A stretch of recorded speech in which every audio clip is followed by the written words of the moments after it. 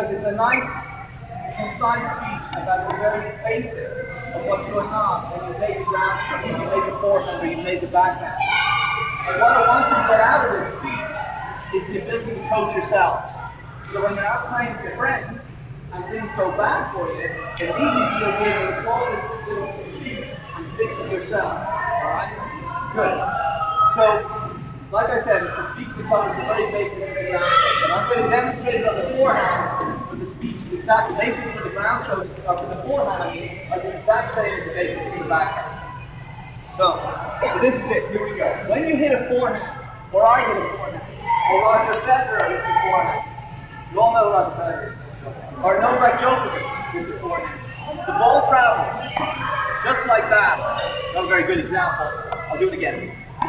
Just like that, in 3 directions. That ball was traveling in 3 directions. It went forward, it went up, and it went down. Every groundstroke, when you hit it, has to go, according to the rules of the game, it has to go forward, up, and down. Alright?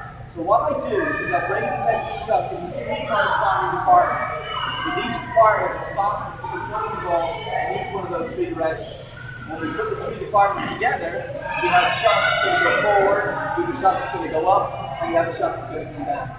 And everything that you do over and above those 3 things is your style. It's perfectly okay, as long as it doesn't get in the way of you doing those 3 things.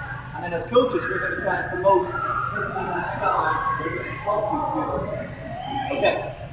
So department number 1, that part of your swing, my swing, and Roger Federer's swing, that makes the ball go forward. It's very obvious, you're all doing it already. You take the racket from behind you swing it forward in this forward motion, and you hit the ball along the way, and the ball goes forward. That's very obvious and very simple. Department number 2, that part of your swing, my swing, and Roger Federer's swing, that makes the ball go up, is not a turned up racket face like this. We're talking about a more advanced forehand. So as you get to a more advanced forehand, you're going to meet the ball with the strings flat like this, or even slightly turned over. But this seems to contradict what I'm trying to do in terms of department number 2, in terms of making the ball go up. So, department number 2, that which makes the ball go up, is the part that you get down below the height of the ball and you come up to meet it. And it is this upward motion to the ball that is responsible, for the upward motion of the ball. Upward motion of the racket, upward motion of the swing is responsible for the upward motion of the ball. So that's 2 things. I've now got the ball going forward and I've got it going up. There's department number 1 and department number 2.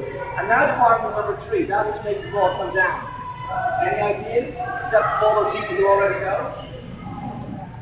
Any ideas what makes the ball come down? Me? I'm going to go through everyone's name here. Ivan, Jan, Leah, Sonia, Emma, Wagner, Flavia, Elvio, Julio, Erica, Jeff, Jason, I'm sorry, Jason, all these people have been to the lesson before, and Sasha, Rob. Okay, that's what makes the ball go down. It's not just gravity. You're going to do something to make the ball come down, and it is top spin. You're absolutely right. It is top spin. When you make the ball spin like this in the air as it flies, and that spin makes the ball come down on the court. That's what top spin does to the ball. Anything that spins will move in the direction of spin. When you play golf and you hit the ball spins off the trees, it's because you put this side spin on your golf ball.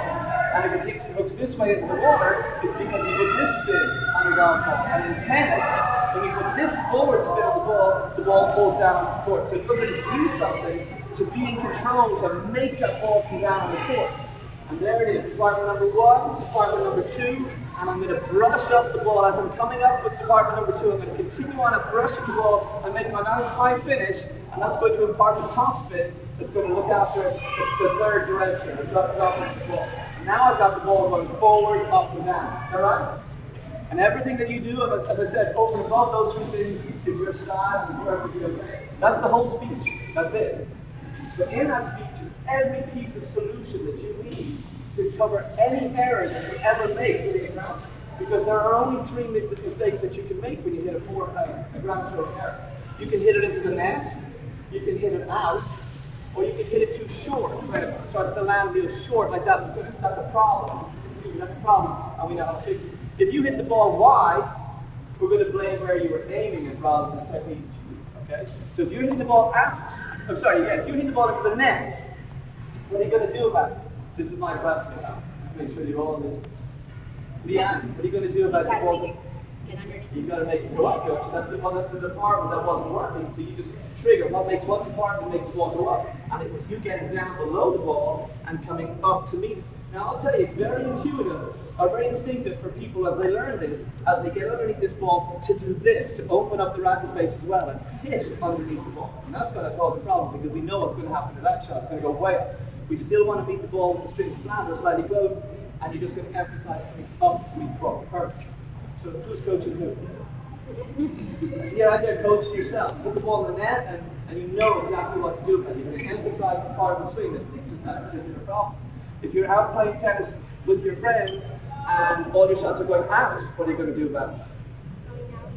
It's going too far, yeah? Yeah, make it spin. You're going to take the top spin, and hopefully top spin is going to cause you to get that brushing motion. You're going to hit the ball out for two reasons, for one of two reasons. You're going to hit it because you emphasize department number one too much, when you flatten it out too much, and it goes out like that, long and low, or that's because I overemphasized department number one, and I didn't do enough of department number three. Or you turn your strings up and it goes out because you send it sky high. But the solution is the same for both those mistakes. The solution is still topspin.